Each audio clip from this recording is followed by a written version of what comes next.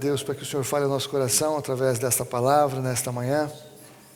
Vamos invocar o Espírito Santo de Deus para que Ele avive a sua palavra em nossos corações. Pai, nós te louvamos pela oportunidade de estarmos aqui na tua casa, reunidos nesta manhã, não na casa prédio, mas na casa ajuntamento, na casa corpo da igreja invisível que se reúne aqui nessa igreja local. E te louvamos pela tua palavra que tem sido pregada e proclamada ao longo do tempo. Te louvo porque nessa manhã eu tenho o privilégio de proclamar esta palavra aqui, nesta manhã, neste lugar, tanto para aqueles que eu estou vendo aqui, como aqueles que eu nem sonho e que o Senhor conhece. Clamo ao Senhor que seja a tua palavra e não a minha, que seja a revelação do Senhor pelo teu Espírito, segundo cada coração precisa saber, conhecer, entender e discernir. Que o Senhor fale conosco aqui, para louvor da tua glória, no nome de Jesus. Amém. Amém. Bom dia, então. Eu tenho refletido ultimamente acerca de ideias que têm sido espalhadas por aí, que elas têm o objetivo de desestruturar verdades ou princípios ou situações já estabelecidas desde há muito pelo Senhor, né? Nós temos visto aí o movimento do sem igreja. O movimento do sem igreja é muito interessante porque não precisamos ir na igreja. Eu sou igreja, eu sou templo do Espírito Santo, eu fico em casa, eu faço o culto do meu jeito. Até porque, na verdade, eu não gosto de muita coisa que acontece na igreja, eu não gosto daquele pastor, daquela pastora, eu não gosto do jeito do culto, eu não gosto da palavra, eu não gosto da hora do dízimo, eu não gosto de como trata as crianças, eu não gosto das colunas, eu não gosto... E aí a pessoa não gosta de um monte de coisa, então ela se dá o direito à sua licença poética ou profética, e que não é profética de Deus, de falar, eu vou ficar em casa e fazer o culto do meu jeito. E tem muita gente falando que isso é normal, porque assim, se eu não estou feliz com a igreja, eu saio da igreja e vou para casa. Se eu não estou feliz com a igreja porque estão pregando heresia, eu saio da igreja e vou para outra igreja. Não há nenhum texto bíblico que dê direito ou licença para quem quer que seja sair da igreja de Cristo e ficar em casa sozinho. Não há um texto, eu desafio alguém que me mostre um texto. Pelo contrário, o que o Senhor diz é que nos últimos dias, está lá em Hebreus, Ele fala, não deixando de congregar como é costume de alguns, quanto mais vede que aquele dia se aproxima. Então a Bíblia diz que nesses últimos tempos haverão falsos pastores, falsos profetas, falsos apóstolos, falsos mestres, mas apesar disso a palavra de Deus diz que nós devemos continuar congregando, quanto mais nós vemos que o dia se aproxima. Ou seja, não disse que quando virdes isso, ficai em casa, porque a apostasia chegou. Não, justamente porque a apostasia chegou, tem que congregar, tem que animar um ao outro, tem que encorajar um ao outro, tem que orar um ao outro, tem que ensinar um ao outro, tem que abençoar um ao outro, porque esta é a igreja, isto é corpo. Tem o movimento do sem dízimo. E é interessante, porque é uma evolução do sem igreja. Ou seja, eu não preciso dar nada, não preciso fazer nada, não preciso ter compromisso com Deus, porque o dízimo era do Velho Testamento. É verdade, no Velho Testamento era o dízimo. Na igreja primitiva era tudo. Vendiam tudo, as propriedades e colocavam aos pés dos apóstolos. Isso as pessoas não leem. Não quer o dízimo, não tem que dar nada. Não, se não é dízimo tem que dar tudo. Mas nós damos tudo quando nós dizimamos, porque nós demonstramos a Deus que a nossa confiança está nele e não nas coisas que temos. Mas se quer sair da lei e vir para a graça, se quer rasgar o Velho Testamento e vir para o Novo, então vamos ler o que está escrito. O que está escrito é que todo mundo na igreja primitiva vendia tudo e dava tudo. Aliás, quem tentou roubar morreu. Ananias e Safira morreram. Mas também tem um movimento, tem pessoas falando acerca da pregação. Pregação não é mais desse jeito. Por que só um prega e um fala e todo mundo ouve? E nós somos a igreja universal, não é bem assim, não tem que pregar. E é uma outra coisa que não tem pé nem cabeça. A essência da palavra de Deus é a palavra proclamada, é a palavra pregada. Deus, logo no princípio, Ele falava com o seu povo, Ele proclamava acerca de quem Ele é, de quem Ele era, quem Ele é e quem Ele havia de ser, se apresentou como eu sou. O Senhor falou sempre, o Senhor proclamou sempre, o Senhor levantou os seus homens e mulheres ao longo da história, os seus profetas, os que falavam, os que ensinavam, mas aí, por conta de que existem falsos profetas, tem gente que não quer que ninguém profetize. Por conta de que existem falsos profetas, tem homens e mulheres que se sentem intimidados em pregar porque tem o falso. Mas a existência do falso não deve perturbar o verdadeiro, porque a existência do falso é justamente a justa posição, a contraposição, o antagonismo de que há verdade na pregação. E o diabo, ele não quer que a verdade da pregação seja estabelecida. O diabo sabe qual é o poder da pregação. Então ele, de um lado, ele levanta os falsos pregadores, levanta os falsos profetas e intimida os verdadeiros para que não preguem a verdade, para que se sintam intimidados com as coisas que são ditas e pregadas, que confrontam a verdade. E aqui então há um confronto de profecia, há um confronto de pregação, há um confronto de proclamação. Eu gostei muito dessa charge, porque na verdade quando nós vamos pregar, muitas vezes muitos de nós, pregadores, nos sentimos intimidados por aqueles que vão ouvir. Eu não sei se dá para ler todos aí, mas por exemplo, um deles está dizendo: olha pastor, lembra de quanto dinheiro eu dou a cada semana? Ou seja, prega direitinho, senão eu vou tirar o dinheiro da igreja. Prega direitinho, senão eu não vou mais dizimar aqui. E isso acontece muito mais do que vocês pensam. Outro está dizendo: verifique se há programação para os meus filhos, é a plaquinha da senhora. Aquele senhor com uma cara mais oriental, ele está dizendo: diga-me outra vez o quanto Deus quer me abençoar. Aí o outro fala: por favor, refira-se aos pecados como escolhas ruins. Não fala pecado. Foi um problema, um deslize na minha vida. Ou, não menciona inferno, porque isso me deixa desconfortável. Não prega sobre o inferno, porque me dá medo, eu fico nervoso. Isso aí é uma intimidação, é um bullying dos pregadores. Outro quer saber o que Jesus pode fazer por mim. O outro fala: me ensine a ficar rico. E aí vai. Eu gosto dessa daqui. E se eu não pensar como você? Eu acho sensacional essa. Glória a Deus, nenhum de nós é obrigado a pensar como o pregador pensa. Hoje, como eu estou aqui, você não é obrigado a pensar como eu penso, mas você é obrigado a pensar como a Bíblia diz. Se eu falar a palavra de Deus para você, você não é obrigado a concordar comigo, mas a concordar com a palavra que eu estou pregando. Agora, se eu estou pregando da minha cabeça, você não só não deve, você não pode, como não deve concordar comigo, só porque eu estou dando um argumento. Meu argumento pode ser bom e pode ser ruim, e você pode concordar com o meu argumento ou não. Mas nós temos que ter uma base, um fundamento para o conflito, e tem que ser a palavra de Deus. Sempre que eu e a Fulvia somos procurados por casais que estão ali, eventualmente, acontece raro, mas eventualmente casais passam por problemas de relacionamento. É muito raro isso, é uma coisa muito... Aqui não acontece, estamos falando de outras igrejas, outros ministérios, mas normalmente o que acontece é que o casal está tendo um conflito porque estão discordando acerca de algum ponto, e os dois têm a mais absoluta certeza que estão certos, e que o outro está absolutamente errado.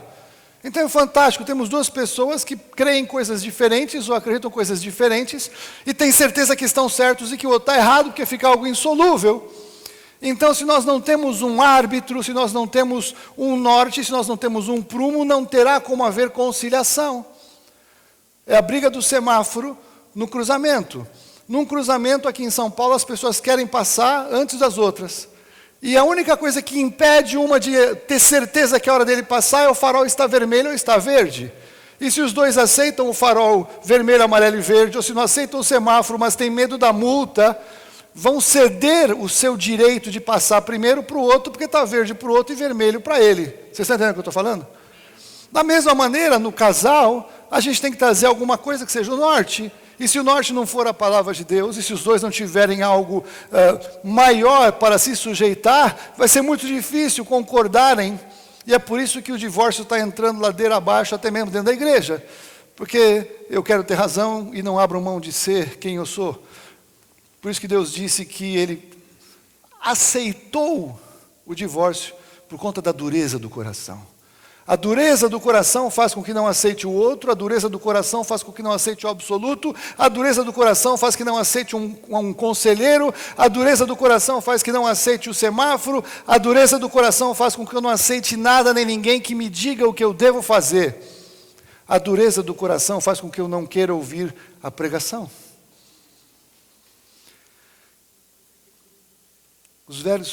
No Velho Testamento nós vemos Jeremias como um verdadeiro profeta imerso em falsos profetas, que profetizavam que as pessoas queriam ouvir. E Jeremias era o único que profetizava que o juízo viria. E o que aconteceu é que Jeremias ele foi preso, Jeremias foi esculachado, foi humilhado, foi envergonhado, foi constrangido.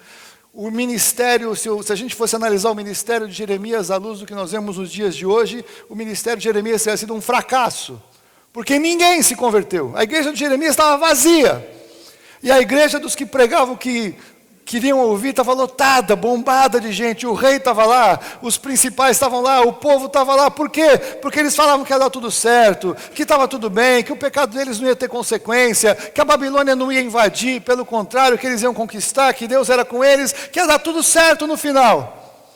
E o que aconteceu foi que Jeremias estava certo, e a Babilônia invadiu, e o povo foi parar no cativeiro babilônico. 12 espias foram avistar a terra. Voltaram os 12. 2 pregaram que era possível entrar naquela terra que tinha gigantes, porque era a palavra de Deus para eles. 10 falaram que era impossível, que não tinha sentido, que era melhor voltar para o Egito, porque no Egito é que era bom. Esse negócio de entrar na terra prometida que Deus falou estava difícil, Deus tinha trazido eles até ali para morrerem. 1 milhão ou 2 milhões de pessoas, centenas de milhares de pessoas, preferiram ouvir o que os 10 falaram, porque era uma pregação mais lógica. E nenhum quis concordar com a pregação dos 2, que era uma pregação pirada. E o que aconteceu foi que aqueles que ouviram os 10 morreram no deserto, depois de andar lá 40 anos no deserto. Mas os 2 espias que pregaram a palavra, eles entraram na terra e trouxeram os filhos daqueles que morreram com eles. Veja a importância de saber quem nós ouvimos, a importância de entender quem prega, a importância de checar a pregação, se ela está de acordo com a palavra de Deus ou não, por mais louca que ela seja para a sua lógica. Porque a pregação de Jeremias não tinha lógica à luz do que tinha acontecido antes. Deus não tinha permitido o povo passar por aquilo. A pregação de Josué e de Caleb, os espias, os 2 espias, não tinha lógica à luz dos outros 10, porque era totalmente contrário àquilo que eles tinham vivido como escravos no Egito. Veja quem você prega. Não, veja quem você ouve que prega para você. Confira se o que ele está pregando é de acordo com a palavra de Deus. Se for de acordo com a palavra de Deus, por mais louca que seja a pregação, creia. Mas tem que ser de acordo com a palavra de Deus. Aí eu fui ver no Novo Testamento, no grego, existem 2 palavras que são traduzidas como proclamação. Uma delas é aquela que vocês talvez conhecem mais, que é a palavra querigma. E a palavra querigma, ela significa uma proclamação, especialmente do Evangelho, ou poderia ser traduzido como o Evangelho em si mesmo, uma pregação. E tem esta outra palavra que eu confesso que eu não tinha atentado, até que eu estava preparando e Deus me tocou e me apresentou isso enquanto eu estava. Eu vinha falar só de querigma, mas essa palavra, que a pronúncia seria algo como akoai, ela também tem um sentido, ela é traduzida como pregação. Eu achei 2 vezes e o contexto é interessante, que seria o ato ou o sentido de ouvir, o órgão da audição, o ouvido ou aquilo que é ouvido. Então, uma instrução oral, que poderia ser, sim, a pregação do Evangelho, mas também poderia ser boato, relato, notícia ou rumor. O que isso significa é que esta palavra, ela está tratando de pregação na perspectiva de quem ouve, e quem ouve pode escolher que isso é a pregação do Evangelho. Estou aqui numa licença poética interpretativa, não sou expert em grego, só estou trabalhando com as informações da ferramenta Strong, que vocês sabem que eu uso direto. Mas também poderia ser considerado como um boato, ou um relato, ou uma notícia, ou um rumor, como muitas vezes, muitas pessoas dentro das igrejas consideram a pregação do Evangelho. Uma notícia, uma informação, um conteúdo, um rumor. E saem dali e não são transformados porque não receberam, ou recebem. Então veja que essa palavra trata a pregação, querigma trata a partir de quem prega, uma proclamação. Esta outra palavra, akoai, ela trata a pregação na perspectiva de quem ouve. E se nós formos então olhar os textos em que elas aparecem no Novo Testamento, nós veremos que faz muito sentido as 2 palavras estarem quase como 2 lados de uma mesma moeda. Eu tive Separei alguns textos, não quero dizer que são todos os textos em que apareceu o querigma, mas eu entendo que com estas 7 referências eu consigo cobrir alguns aspectos do que é a pregação em si. A palavra pregação ou proclamação aparece em 1 Coríntios capítulo 14, porque a pregação poderia ser absolutamente inútil. Inútil seria pregar. Inútil teria sido a pregação dos profetas e dos homens do Velho Testamento se Jesus não tivesse ressuscitado. Então, 1 Coríntios capítulo 15, 14, nós vemos Paulo falar o seguinte, que se Cristo não foi ressuscitado, logo é vã a nossa pregação, o nosso querigma, e também é vã a nossa fé. Por quê? Porque a verdade do Evangelho, a profundidade do Evangelho, a glória do Evangelho reside em Jesus, o Cristo, o Filho do Deus vivo. E reside no fato de que Jesus, não apenas Deus se fez homem, mas Ele não apenas sem pecado viveu, Ele não apenas morreu na cruz pelos nossos pecados, levando sobre si a ira de Deus, expiando a ira de Deus, mas Jesus, o Cristo, ressuscitou. Se Jesus não ressuscitou, fecha as igrejas e vamos embora para casa. Aí sim, porque não há esperança, não há vitória, não há solução. E é isso que Paulo está falando, se Jesus não ressuscitou, é vã a pregação. Alguns grupos cristãos ficaram muito apavorados e angustiados quando surgiu lá o livro do Dan Brown, falando do Código da Vinci, falando que Jesus tem o Sinclair, o St. Clair, que Jesus teria, na verdade, casado com Maria Madalena e teria tido filhos com Maria Madalena, e se isso fosse verdade, seria a ruína do cristianismo. Não seria a ruína do cristianismo. Se Jesus tivesse casado com Maria Madalena e tivesse tido filhos, casar e ter filhos não é pecado. Então Jesus poderia ter casado com Maria Madalena, ter tido sexo com Maria Madalena enquanto sua esposa e não ter pecado, porque não é pecado sexo entre marido e mulher. Pecado é adultério, pecado é fornicação, pecado é prostituição, pecado é sexo com pessoas do mesmo sexo. Sexo com marido e mulher é bênção de Deus, é presente de Deus. Não há pecado no sexo dentro do casamento. Então não teria ruído em nada desde que Jesus tivesse morrido na cruz e tivesse ressuscitado, mesmo que ele tivesse casado e tivesse tido filhos naturais. Mas quem prega isso ou quem fala isso não prega, quem fala isso não conhece outros aspectos da Bíblia, que Jesus, entre outras coisas, ele veio gerar filhos a Deus Pai, ele veio literalmente suscitar filhos a Abraão. Então Jesus abriu mão de ser pai porque ele poderia ser, porque ele veio constituir irmãos para si em Deus, filhos de Deus, o Pai. Então Jesus não faria, porque ele em nada julgou como usurpação o ser igual a Deus. Ele não queria ser igual a Deus em nada, ele se esvaziou de tudo, de ser como Deus, inclusive em ser pai. Jesus abriu mão de ser pai. Deus é pai. Jesus veio buscar e salvar o que se havia perdido, e Jesus veio para ser estabelecido como primogênito entre muitos irmãos, irmãos que somos nós os que cremos, feitos filhos por adoção em Jesus, para a glória de Deus Pai. Agora, se Jesus não tivesse ressuscitado, vã seria a nossa fé. Precisamos saber o que cremos. Precisamos entender qual é a verdade do Evangelho. Então, a pregação seria inútil se Jesus não tivesse ressuscitado. A pregação é uma loucura. Então, voltando para aquele exemplo que eu dei do pessoal, dos espias, os 12 espias que foram ali olhar Canaã, e aí Deus tinha dito, eis que darei essa terra para vocês, essa terra é uma promessa, eu velo pela minha palavra para cumpri-la, diz o Senhor, vão lá. Aí você imagina, os caras tinham passado centenas de anos no cativeiro no Egito. Deus os tira de lá, os liberta através de Moisés. Aí fala, vocês vão entrar numa terra que mana leite e mel. Aí eles chegam lá e eles encontram seres humanos geneticamente modificados. Isso é pouco falado. Qual era o problema de Canaã? É que aqueles seres não eram humanos, como nós. A Bíblia relata que aqueles seres eram chamados de Nefilins, Refaíns, Zuzins e outras palavras. Um dia eu vou fazer um estudo mais sério sobre isso, eu sei que é um tema polêmico. Mas aqueles caras, eles não eram seres humanos como você e eu, mas eles eram seres humanos geneticamente modificados por uma intervenção demoníaca na humanidade, que aconteceu antes do dilúvio e depois. Ou você acha que é normal ter Og, rei de Bazã, o camarada ter 4 metros para dormir numa cama de ferro, porque o cara era um gigante? Ou Golias, ou os seres de 6 dedos, que a Bíblia relata, gigantes, pessoas completamente diferentes daquelas que nós somos.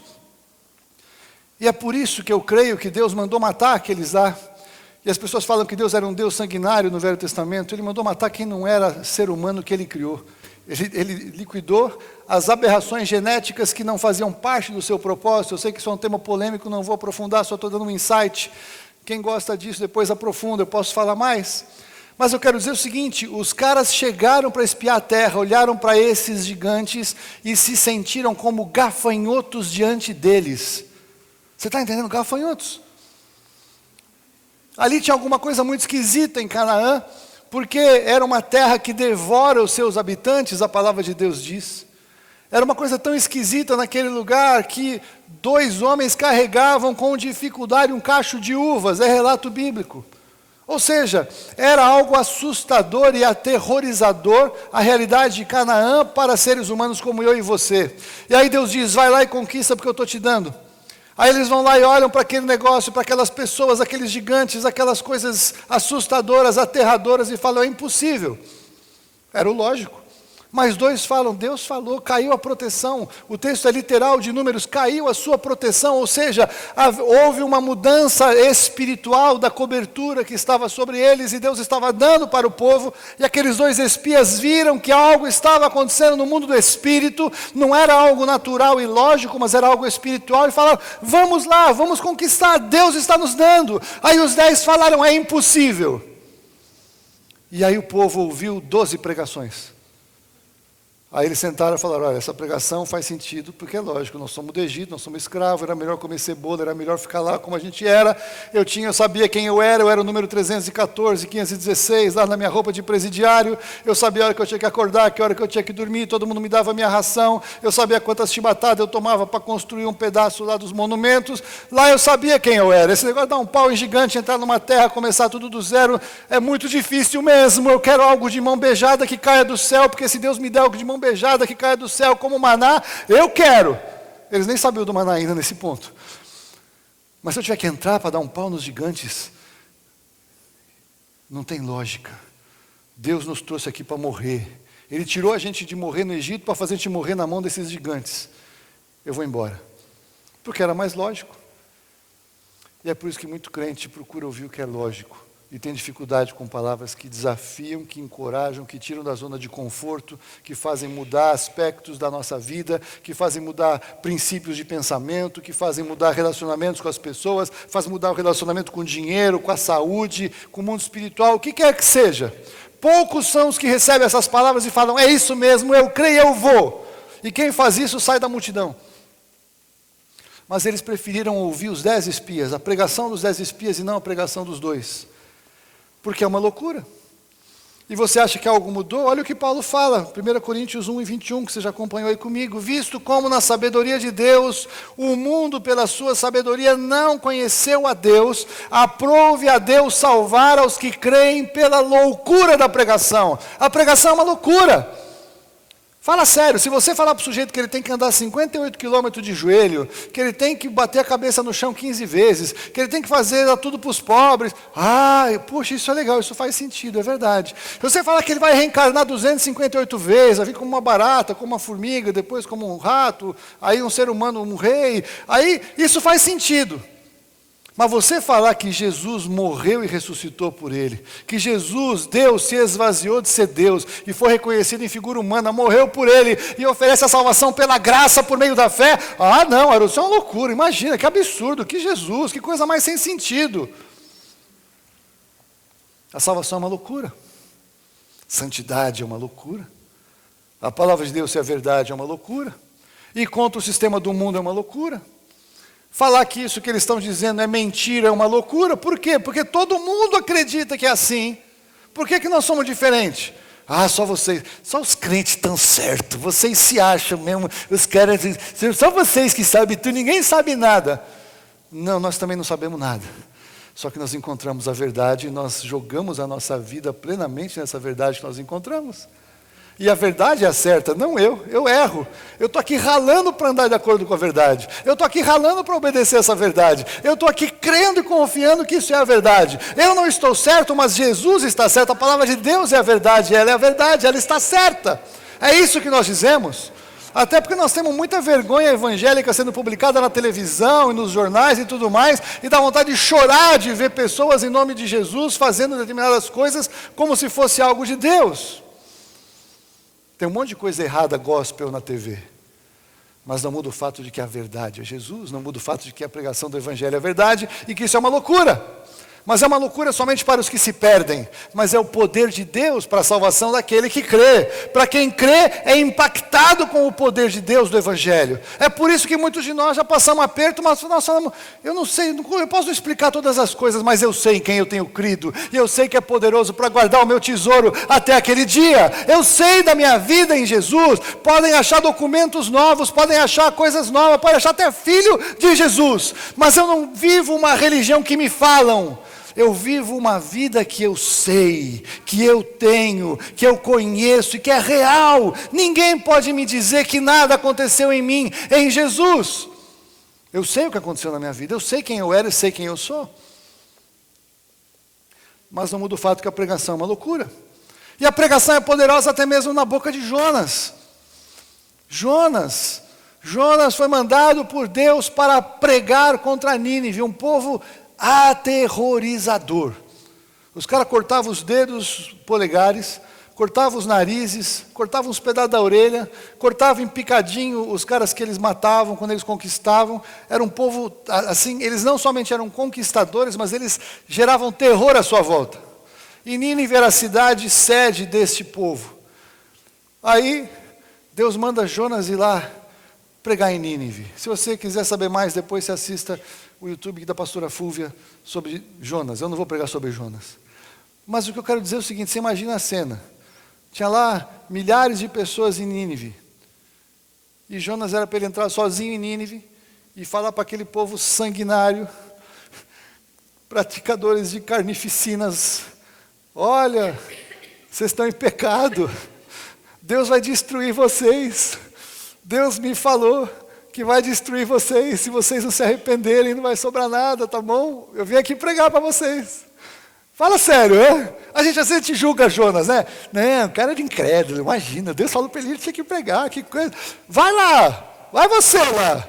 É?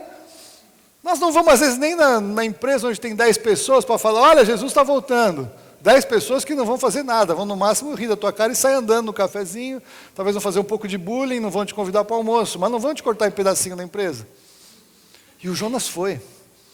Mas o Jonas foi depois de não ter querido ir. O que eu quero dizer é o seguinte, a palavra de Deus na boca de Jonas, que não queria ir, que estava com medo, que podia ter outros problemas, quando ele decidiu ir, ele pregou e toda a cidade se converteu. Até os animais fizeram jejum compulsório, sabia disso? Vai ler lá. A pregação é poderosa na boca de Jonas. Os ninivitas se levantarão no juízo com essa geração e a condenarão, porque se arrependeram com a pregação de Jonas. E eis aqui quem é maior que Jonas, era Jesus falando acerca dele mesmo. Se converteram com a pregação do Jonas. A pregação é poderosa na boca até mesmo de alguém com medo, alguém em dúvida, alguém inseguro, não como Jonas, mas como você e eu. Alô? Né? Agora veja, a pregação não produz nada aos que não creem.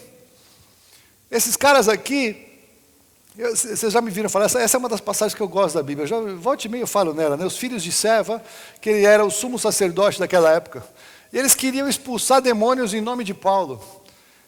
Então eles chegaram, tinha lá um sujeito endemoniado, ele tinha uma legião com ele, eles não sabiam, não entendiam nada de mundo espiritual, mas quiseram dar uma de bacanão, porque naquela época demonstrar poder era fantástico, né?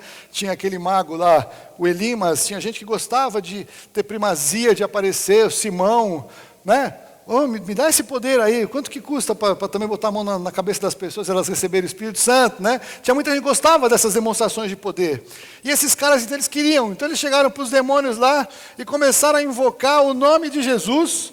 Então eles falaram, eu te expulso em nome de Jesus, o que Paulo prega. Chegaram para os demônios, quiseram usar a pregação, essa que é a ideia que eu quero trazer aqui, pregação querigma, eles ouviram o que Paulo querigma, olha, nós ouvimos Paulo falar, nós vimos Paulo demonstrar o poder, isso é sensacional, então olha demônio, eu estou te expulsando em nome de Jesus, o que Paulo prega. E essa história é aquela cena de história em quadrinhos de... Deus tem senso de humor, sabe? Tem umas cenas na Bíblia que se você olhar do ponto de vista de, assim, quase que uma história em quadrinhos, dessas bem-humoradas, assim, mas Deus, às vezes, Deus ri. Nós somos criados em mais semelhança de Deus, sabia disso? Não. Se você tem prazer em dar risada, sabe que isso é uma expressão de Deus, Deus também se alegra, Deus ri, né? Depois a religiosidade criou aquelas caras compridas assim, eu sou crente. Deus não é assim.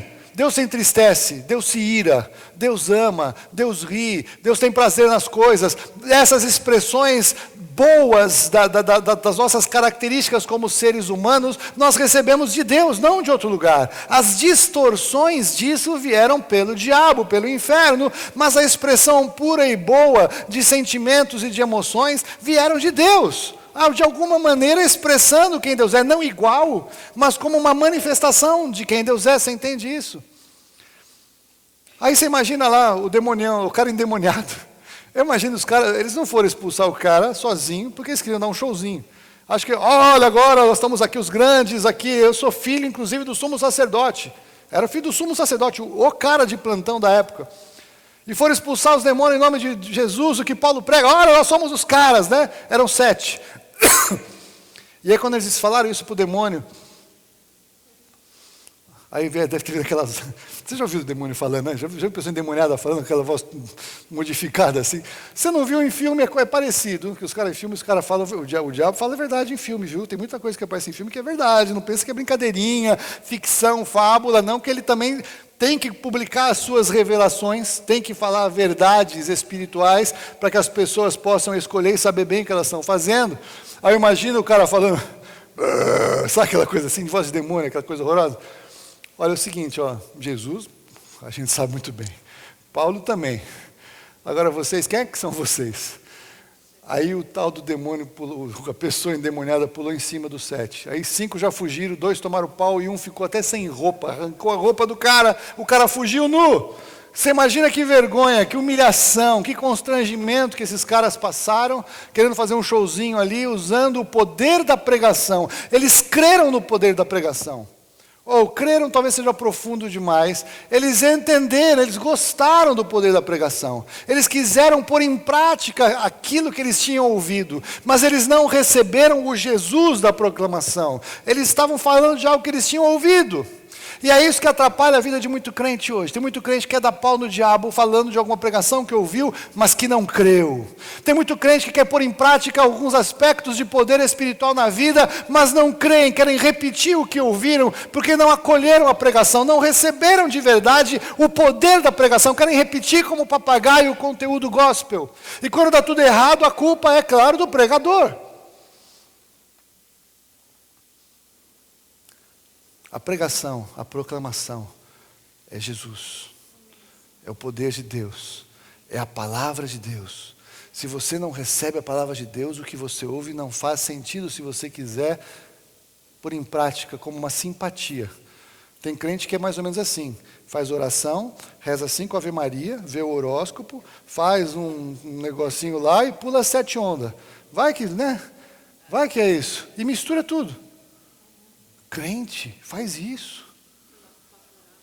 Tem crente que foi lá ver o Papa, que não é nem o Papa, é o seu Francisco, porque eu não posso chamar de Papa, porque Papa é pai, ele não é meu pai, ele foi ver o seu Francisco. Ai, fiquei todo arrepiado quando eu vi o homem passar. E daí? E daí que teve ficado, vai que deu um ventinho arrepiado, ai, né? Nem sabe quem é o cara, acha que está tudo bem, que eles são iguais a gente, não são. Não são. Não confunda as coisas, eles não são iguaizinho a gente. Se fosse iguaizinho a gente, eu vou escrever sobre de uma maneira mais organizada, mas é que a gente está esquecendo as coisas. Quando o evangelho da graça começou a ser mudado, e alguns padres e bispos entenderam, como Savonarola, a minha mulher dá aula disso depois, como o Hus, Aí depois o Lutero, e falaram, olha, está errado, nós estamos denunciando que está errado, a salvação é pela graça, por meio da fé, não é para comprar indulgência, não é por boas obras, não é a igreja, é Jesus. Sabe o que a igreja católica fez com esses caras? Queimou, fogueira, vivo, matou, cortou em pedaços, expulsou, perseguiu, fez tudo o que você pode imaginar, porque esses caras estavam pregando o evangelho como nós pregamos aqui. Quando que as coisas ficaram iguais? Me fala. Nós que estamos aqui de fora, olhamos para lá, achamos que é parecido. Os caras que estavam lá dentro, quando saíram, os caras mandaram matar. Do que nós estamos falando? De que proclamação que nós estamos falando? Que pregação que nós estamos falando? Que evangelho nós estamos falando? Não dá para subir no palco, porque não é altar, para cantar a música gospel no meio daquela idolatria e falar que estamos cantando para Deus. O povo de Israel que tinha mais revelação, quando estava na Babilônia, os caras da Babilônia pediram para cantar as músicas de Sião, falaram, mas como é que nós podemos cantar os louvores de Sião numa terra estranha? Não dá para cantar louvor no Faustão com as mulheres rebolando do lado, desculpa. Não sei que evangelho é esse. Não sei o que é isso. Precisamos saber o que nós pregamos, precisamos viver o que nós pregamos e precisamos entender que algumas coisas que são pregadas não são Jesus, não é o evangelho de Deus. A pregação não produz nada aos que não creem. A pregação manifesta Cristo, a própria palavra. A carta de Paulo a Tito, capítulo 1, Paulo, servo de Deus e apóstolo de Jesus Cristo, segundo a fé dos eleitos de Deus e o pleno conhecimento da verdade, que é segundo a piedade, na esperança da vida eterna, a qual Deus, que não pode mentir, prometeu antes dos tempos eternos e no tempo próprio manifestou a sua palavra, mediante a pregação querigma que me foi confiada segundo o mandamento de Deus, nosso Senhor. Aleluia. Veja, Deus, eu gosto dessa palavra, a esperança da vida eterna, Deus prometeu antes, nos tempos eternos. Meu Deus!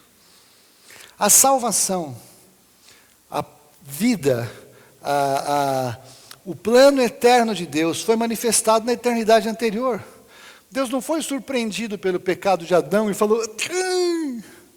Deus não foi resolver as coisas quando Jesus morreu e ressuscitou.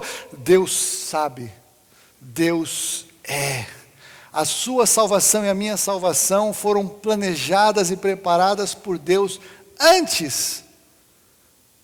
Isso é tremendo. Nós nunca ficamos inseguros, nós nunca ficamos sem esperança, nós nunca ficamos perdidos no meio do cosmos, sem saber para onde ir. Deus já tinha provisão, Deus nunca foi pego pelo diabo de calça curta, não há uma luta entre o bem e o mal e de Deus contra o diabo não tem cacife para isso, porque Deus reina, Deus sempre reinou, Deus nunca perdeu controle de nada, Deus tem a solução para todas as coisas, Deus tem a salvação eterna pronta, antes que você precisasse dela, antes que você precisasse, Deus já tinha. E aí sim, Ele manifestou a sua palavra mediante a pregação. Quem é a palavra de Deus? Jesus. No princípio era o verbo, a palavra. E o verbo, a palavra se fez carne, a própria palavra e promessa de Deus se manifestaram em carne, Jesus. E aí Deus levantou proclamação, querigma, pregação acerca de que Jesus, salvação, provisão, confiada segundo o mandamento de Deus, porque Paulo falava que ele tinha que pregar o evangelho. Ai de mim se não pregar o evangelho. Paulo sabia que ele tinha que pregar o evangelho, por quê? Porque ele tinha causado muito mais estrago contra o evangelho do que ele entendia. Porque ele perseguiu o evangelho, palavras de Paulo. Entenda, o que a gente faz antes de converter influencia a nossa vida depois de convertido. Por isso que Jesus fala que aquele que mais pecou, mais vai amar. Porque entende o que aconteceu, entende de onde saiu, entende o reflexo. Paulo que perseguia e mandava matar crente, assistiu ao apedrejamento de Estevão, feliz da vida, ficou tomando conta da roupa do Estevão. Talvez para não estragar a roupa, nós nunca paramos para pensar por que a roupa do Estevão ficou aos pés de Paulo. Por que tiraram a roupa dele?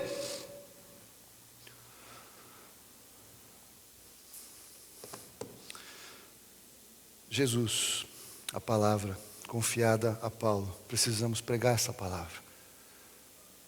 precisamos lembrar de onde saímos. Paulo sabia muito bem de onde ele tinha saído, o estrago que ele tinha feito na vida de famílias, pessoas mortas, pessoas perseguidas, sinagogas talvez fechadas. Nós nem sabemos, a Bíblia não relata tudo o que Paulo fez, só que Paulo ele tinha uma dívida de gratidão tão grande com Deus, que ele queria morrer pelo Evangelho, ele fazia questão de morrer. Parece que Paulo fazia questão mesmo de sofrer pelo Evangelho, porque às vezes até Deus quis livrá-lo de alguma coisa, mas ele fazia questão de ir até as últimas consequências, que ele entendia que ele tinha que pagar alguma coisa, como gratidão pelo Evangelho da graça. Paulo não pregava o Evangelho pelas obras, ele pregava o Evangelho pela graça, mas ele entendia que ele tinha que pagar um preço que fosse possível, de tamanha gratidão por aquilo que Deus fez por ele.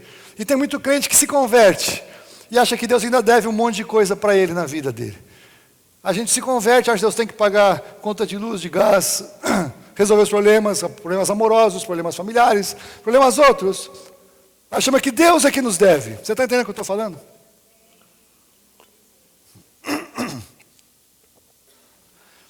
Nem sempre nós temos revelação da gratidão que nós temos que ter no nosso coração por aquilo que Deus fez. Onde você estava quando Jesus te encontrou? Como é que era a tua vida? O que você pensava? Onde que eu estava? O que Deus tem feito na sua vida desde que Jesus entrou, desde que você ouviu essa proclamação do Evangelho? Se isso não gera gratidão no seu coração, no meu coração, eu não sei o que nós estamos fazendo. Será que nós realmente entendemos? Será que nós sabemos realmente o que nós merecíamos? Ou nós achamos que Deus nos deve muita coisa, que Ele ainda não pagou todas as contas? Ele começou a pagar quando deu a salvação. Foi a entrada, agora está pagando carnê. Misericórdia. A pregação querigma é nossa responsabilidade, como foi para Timóteo. Paulo falou para ele: conjuro-te diante de Deus e de Cristo Jesus, que há de julgar os vivos e os mortos, pela sua vinda e pelo seu reino. Prega a palavra. Prega querigma, proclama a palavra, insta a tempo e a fora de tempo, admoesta, repreende, exorta com toda longanimidade e ensino, porque virá tempo em que não suportarão a sã doutrina, mas tendo grande desejo de ouvir coisas agradáveis, ajuntarão para si mestres segundo os seus próprios desejos, e não só desviarão os ouvidos da verdade, mas se voltarão às fábulas. Meu Deus. Isso aqui é muito sério, né? Primeiro assim, o Paulo está mandando ele pregar, repreender, exortar, admoestar. Em nenhum lugar ele falou para pregar do amor de Deus aqui. E aí, quando alguém prega uma palavra um pouco mais dura, ai, nossa, mas que coisa, não precisava ser assim. Fala do amor de Deus, fala das coisas boas. E ele ainda falou isso aqui associado ao quê?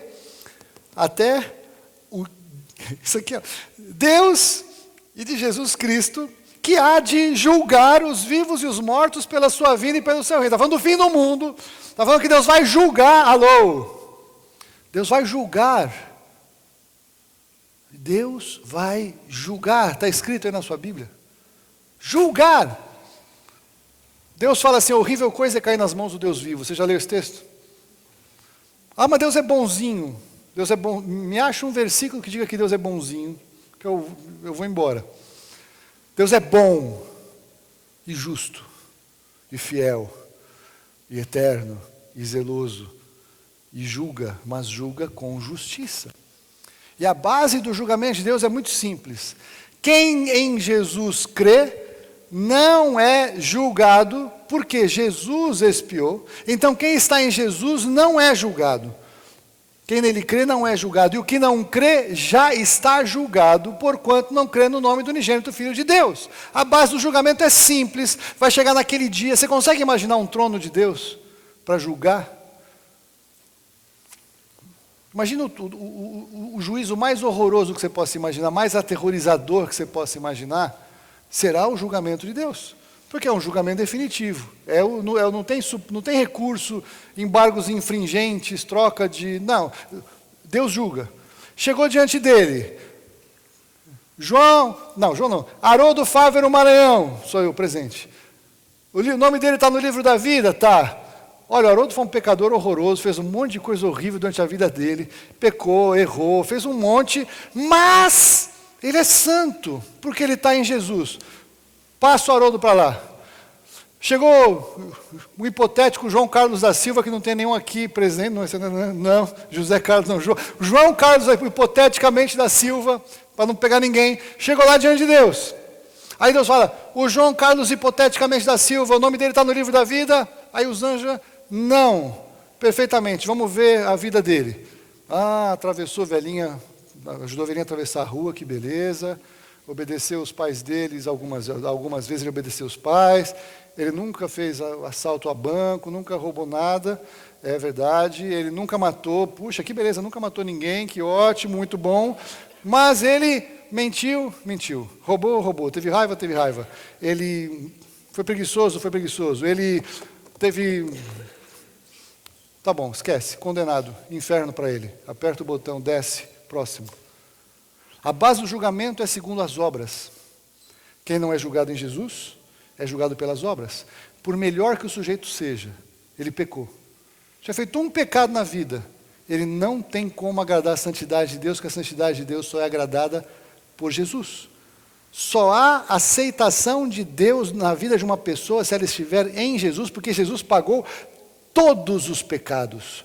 Todos os pecados foram pagos em Jesus. Quem não chegar lá em Jesus, chega lá com as suas obras. Pode ter dado milhões, bilhões de dólares para a caridade. Pode ter ajudado todas as velhinhas do mundo a atravessar a rua. Pode ter amado seu pai, a sua mãe, ter honrado, ter abençoado, ter sido religioso, ter ajudado um monte de gente. Mas se ele contou uma mentira, se ele teve uma raiva, se ele... não serve. A base do julgamento por obras, ninguém chega diante de Deus em condição de ter obras suficientes para agradar a santidade de Deus. Você está entendendo isso? Isso é muito sério. Quem nele crê não é julgado, o que não crê já está julgado. Esses aqui, todos vamos nos achegar diante de Deus em Jesus, que vai julgar os vivos e os mortos pela sua vinda e pelo seu reino. Temos que pregar a palavra, proclamar esta verdade. E aí sim... Por quê? Porque está chegando o tempo, já chegou, que as pessoas vão procurar alguém que pregue o que elas querem ouvir, que fale algo que lhes seja agradável. Você vai ficar rico, você vai ter saúde, vai dar tudo certo, vai voltar o seu ex-marido, sua ex-mulher, os filhos que estão longe, o teu ex-patrão vai pedir perdão que te humilhou, o cara que te devia dinheiro há 15 anos vai voltar e vai te pagar, e parece que o evangelho fica reduzido a essas coisas, que podem acontecer. Existem textos que dão provisão para estas coisas acontecerem, não estou dizendo que isso é mentira. Eu estou dizendo que esse é um dos aspectos da pregação do Evangelho. Se não pregar o outro, isso aqui é mentira.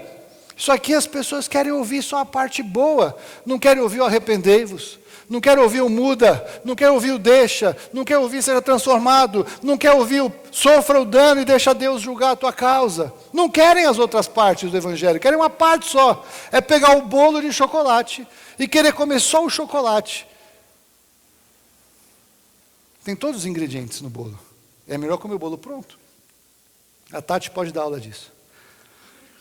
E por fim, a pregação ou a proclamação, querigma, vai determinar o cenário profético. Jesus disse que este evangelho do reino será querigma, pregado no mundo inteiro, em testemunha a todas as nações, e então virá o fim. Eu encaixo isso aqui na última semana, alguns encaixam antes, pouco importa a visão escatológica que alguém possa ter com esse texto. O fato é que Jesus disse que quando ele entender, e ele sabe, que todas as pessoas do mundo tiveram acesso ao evangelho do reino, ele vem para julgar e é fim. A pregação determina o cenário do fim. Mas aqui eu tenho duas aplicações para outra palavra usada para pregação ou proclamação, que é esta akoai. A pregação pode ser inútil, como eu já falei. Absolutamente inútil e infrutífera. Em Hebreus 4:2 nós lemos, porque também a nós foram pregadas as boas novas, assim como a eles, mas a palavra da pregação nada lhes aproveitou, porquanto não chegou a ser unida com a fé naqueles que a ouviram. Se a pessoa não recebe a palavra pregada e mistura com fé, esta palavra, como eu já comecei a dizer quando eu estava falando daqueles que foram tentar expulsar demônio em nome de Jesus, a quem Paulo pregava. Se eu não ponho fé na palavra, ela não faz nada na minha vida. Há todo o poder de Deus residente na pregação da palavra. Há toda a unção que o Espírito Santo pode dar no coração daqueles que ouvem a palavra. Mas se a pessoa não receber a palavra em fé, não produzirá nada. Ficar na igreja não salva ninguém. No meio de crentes, não salva ninguém. Ouvindo a palavra, não salva ninguém. Se a pessoa não decidir que ela vai depositar a sua vida naquilo, que ela realmente vai crer até as últimas consequências na palavra que foi pregada, não no pregador de carne e osso, mas na palavra pregada, não tem efeito. Você quer ver o pior? O pior é justamente a pregação de Isaías. Eu achei interessante. Esta palavra que está aqui em Hebreus 4 é a mesma palavra que está aqui em João 12, quando Jesus está falando acerca do texto de Isaías, que é um texto que nós falamos muito quando nós vamos falar de cura, nós vamos orar por outros aspectos da obra de Jesus, né? Quem deu crédito à nossa pregação? O Isaías falava. E ele vai falar acerca de Jesus, ele foi moído, ele foi traspassado, lembra daquela sequência toda que você conhece, Isaías 53? Jesus trouxe essa palavra referenciando o Isaías e referenciando que Isaías falava acerca dele, Jesus. E que palavra? Jesus podia ter escolhido qualquer palavra para falar o que Isaías falou. E ele escolheu essa palavra grega, akoai. Embora tivesse operado Jesus tantos sinais diante deles, não criam nele, para que se cumprisse a palavra do profeta Isaías: quem creu em nossa pregação? Não proclamação. Lembra que a proclamação, querigma, ela diz respeito à palavra que é proclamada, mas esta palavra, akoai, diz respeito a como a pessoa ouve. Lembra que nós falamos isso aqui no começo? Esta palavra pregação é na perspectiva de quem ouve, não na perspectiva de quem prega. E as pessoas que ouviram esta palavra consideraram um boato, uma notícia, um rumor, não receberam como a pregação das boas novas e do Evangelho. E a quem foi revelado o braço do Senhor? Por isso não podiam crer, porque como disse ainda Isaías, cegou-lhes os olhos e endureceu-lhes o coração, para que não vejam com os olhos e entendam com o coração e se convertam e eu os cure. Estas coisas Isaías disse porque viu a sua glória e dele falou. Contudo, muitos dentre as próprias autoridades creram nele. Mas por causa dos fariseus não o confessavam para não serem expulsos da sinagoga, porque amaram mais a glória dos homens do que a glória de Deus. Muitas vezes nós somos intimidados a crer, porque se nós crermos algumas coisas serão perdidas. E é verdade. Mas quem deu crédito à nossa pregação? A pregação é necessária para promover mudança de rumo na vida de pessoas. A maior mudança de rumo para ver na mudança de uma pessoa é ela entender que ela está perdida, ela entender que ela está separada de Deus, ela entender que ela não agrada a Deus com as suas obras, com sua boa conduta, com o seu bom coração e com a sua boa intenção. E entender que Jesus pagou um preço que a pessoa não tem condição de pagar. E esta pessoa aceitar receber a salvação que o Senhor oferece gratuitamente. Aceitar receber, porque Deus não viola, Deus não salva alguém goela abaixo. Mas não aceitar porque eu estou aqui num lugar de mais proeminência. Ah, tá bom, Jesus, eu aceito a sua salvação. Tem gente que acha que aceitar Jesus é isso. Misericórdia. Eu quero aceitar que Deus me ama. Aceitar que Ele me aceita. E entregar, faz qualquer coisa que seja, porque eu recebo, eu quero, eu não tenho nada meu que sirva, mas eu recebo tudo que o Senhor tem para fazer em mim. Essa é a realidade da salvação. Isso é o que as pessoas precisam entender e receber. Essa é a maior transformação que pode haver em uma proclamação. Mas eu posso lembrar da minha vida depois de convertido, alguns momentos em que Deus usou homens de Deus, mulheres de Deus, pregando a palavra, em que Deus respondeu grandes questões do meu coração. Questões da minha vida, em que Deus me propôs mudança de rumo, Deus me propôs correção de rota, Deus me propôs arrependimento e mudança de trajeto, em que Deus me chamou para um nível mais alto de consagração, em que Deus falou comigo através de um pregador de Deus. Eu tive experiências que eu estava em um lugar com multidão que parecia que era só o pregador falando comigo, que não tinha mais ninguém, porque Deus estava falando ao meu coração. Vocês já viveram isso? Deus fala através do pregador lá na frente. Tem gente que acha que tem que sair para receber uma oração em particular para Deus falar. Às vezes Deus fala assim, mas às vezes o cara racha de orar em particular e não fala nada, porque Deus não quer falar assim. E muitas pessoas desprezam quando Deus fala no meio da multidão, porque acham que tem que ser uma coisa ainda mais específica.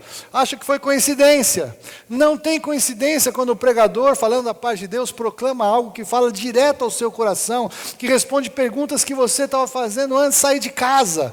Só Deus pode fazer isso, meu querido, minha querida. E Ele fala por proclamação, porque Ele vai falar a verdade do Evangelho. O Evangelho são boas novas que incluem todas as coisas dentro do grande pacote da salvação. Mas por isso que nós precisamos ouvir a proclamação. Por isso nós precisamos estar no lugar em que alguém prega. Por quê? Porque Deus fala através da pregação. E é por isso que o diabo quer calar a pregação. Por isso que ele quer colocar falsos profetas em meio à pregação. Por isso que quer calar os pregadores que pregam a verdade para que creiam na mentira e se confundam. Porque no fundo todos nós queremos ouvir só a parte boa do Evangelho. Eu não julgo os que querem ouvir só a parte boa, eu também quero. Eu só quero as respostas de oração, eu só quero as bênçãos. Aleluia, glória a Deus, né? Mas para Deus fazer muitas coisas, Ele precisa nos transformar o coração. E Ele só nos transforma o coração pela pregação, há poder na pregação. O poder não é o poder na sua pregação, o poder é o poder na pregação da palavra de Deus. O poder é da palavra de Deus. Comecei falando de uma pergunta, a pregação hoje está correta? Está difícil pregar hoje em dia. Nós temos, olha, eu vou te falar uma coisa, pregar é algo que gera um temor de coração. Eu tenho temor de pregar alguma coisa que não seja bíblica. Eu tenho temor de pregar o que vocês queiram ouvir. Eu tenho temor de pregar o que eu queira pregar. É tenso esse negócio. E aí, será que a pregação de hoje está correta? Será que a igreja de Jesus está pregando a verdade hoje? Será que hoje o que está sendo pregado nas igrejas é o que tem que ser pregado? É uma grande questão que eu proponho. Eu tentei pensar em algumas coisas, para terminar. Aí eu fiz algumas perguntas para mim mesmo e eu quero dividir com vocês. Qual é a verdade hoje sobre a pregação? Algumas pessoas estão pregando coisas que são absolutamente contrárias do que a sociedade quer ouvir. Não estou falando dos crentes, a sociedade. E viram um banzé. A voz da verdade que está sendo pregada há um movimento para tentar calar que se pregue a verdade. Querem mudar o que é pecado, o que a Bíblia diz que é pecado, para acomodar a sociedade. Como se a sociedade precisa ser acomodada, a sociedade precisa ser convertida.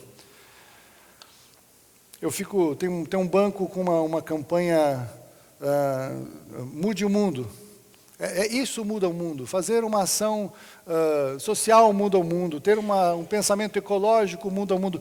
É verdade, tudo isso promove algumas mudanças, assim, eu não posso negar. Mas o que muda o mundo é a conversão a Jesus. Nada mais muda. É claro que educação faz diferença na vida das pessoas e muda a vida de uma pessoa. Não podemos ser simples quanto a isso. Mas eu fico chocado quando eu vejo crentes falando mais que educação muda uma pessoa do que falando que Jesus, o Cristo, muda, transforma uma pessoa. Poderia dizer isso, educação muda uma pessoa, mas Jesus Cristo transforma a pessoa. É completamente diferente porque Jesus transforma analfabetos.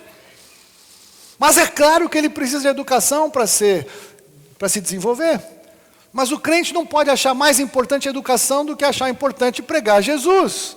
Nós não podemos achar mais importante ações sociais e ecológicas do que pregar Jesus. Temos que fazer as duas coisas, dando proeminência a Jesus que transforma e as outras coisas mudam. Até porque todas as outras coisas estão de acordo com o que a palavra de Deus nos ensina. Nada contra. Somos chamados a cuidar do mundo desde o Éden. Ecologia não é um pensamento novo. Qual é a verdade? Pregamos a palavra de Deus. Você tem certeza que quando você fala de Jesus para os teus amigos, você prega a palavra?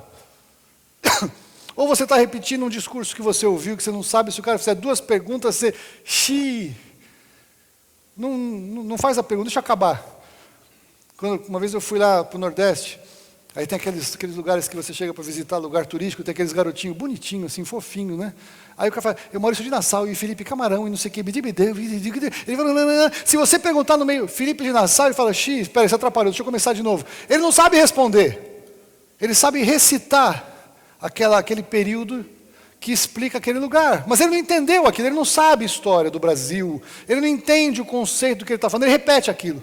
E tem muito crente que faz isso. 1000 cairão ao meu lado, 10.000 à minha direita, mas eu não seria atingido. E o que é isso? Como assim? Não sei, não sou eu, não vou ser atingido. Mas por quê? Não sei, eu não vou ser atingido. Está na Bíblia, eu não vou ser atingido. E aí o cara é atingido e fala, Deus mentiu para mim. E vai embora, nunca entendeu o versículo anterior. Nunca fez do Senhor a sua proteção. Nunca se escondeu no esconderijo do Altíssimo. Nunca nem entendeu que tinha um esconderijo do Altíssimo. Nem sabe o que é isso. Mas eu não ser atingido. Proclamamos então a palavra de Deus. Cremos no que nós dizemos que cremos. Sabemos o que pregamos. Você é pregador, querido, querida. Não é porque tem gente que quer ser pregador, pregar no púlpito. Pregar no púlpito é uma das manifestações. Se nós não sabemos o que pregamos, se nós não sabemos o que cremos, se nós não sabemos o que cremos e não sabemos o que pregamos, significa que nós não cremos no que nos pregam, ou nós não sabemos o que nos pregam. Não é porque chega alguém aqui e prega, que você não vai pegar na sua Bíblia e você vai conferir os versículos se o que está sendo falado está de acordo com a Bíblia. Eu gosto de fazer assim até porque está lá, o versículo está lá. Você vê aqui, a gente está publicando aqui sempre, agora nos telões da igreja, o texto bíblico que a gente muitas vezes está falando aqui. A pessoa pode vir sem Bíblia para a igreja, mas ela não vai deixar de perceber que o que nós estamos falando está de acordo com a palavra de Deus. Tem que estar. Eu gosto dos bereanos lá, os crentes da Bereia lá, porque os crentes da Bereia, o Paulo estava lá pregando, fazendo sinais, prodígios, maravilha, aquela coisa tremenda. Mas tá bom, mas nós vamos conferir aqui na Bíblia se o que você está falando está aqui nos textos que eles tinham na época, a Bíblia que eles tinham na época. Tinha que conferir.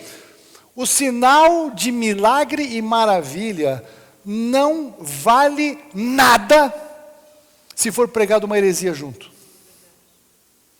Expulsar demônio não vale nada se for pregado uma heresia junto. Porque Jesus diz que naquele dia muitos dirão, mas Senhor, em teu nome fizemos milagres, expulsamos demônios, e Jesus vai falar o seguinte, nunca vos conheci, apartai-vos de mim, vós que praticais a iniquidade. Sinal não vale nada se não for acompanhado da pregação da palavra, do que está escrito na palavra, da verdade da palavra. Os sinais acompanharão os que creem na palavra, e não o contrário. Não podemos inverter a ordem das coisas. A ordem dos fatores altera tragicamente o produto. Meu querido, minha querida, você precisa ouvir pregação e proclamação até o último dia da sua vida aqui na terra, até o dia de ser arrebatado em nome de Jesus. Eu preciso, nós precisamos, que é o sistema que Deus criou, porque há poder na palavra. Deus crê no poder da palavra. A linguagem de Deus é a linguagem de fé. O que Ele fala acontece. O que Ele fala se estabelece. Querido, que você e eu possamos estar atentos. Não comprar gato por lebre. Não confundir as coisas. E possamos aprofundar o que nós temos ouvido. Para que o que nós temos ouvido venhamos a crer. E para que aquilo que cremos mude a nossa vida. E a vida daqueles à nossa volta em nome de Jesus. Amém? Deus abençoe você também. Continue conosco no Comunhão TV, você tem outros conteúdos aí ao lado, muitas opções, eu tenho certeza que Deus pode e vai falar a sua vida, através dessas outras mensagens também. Até uma próxima, Deus abençoe.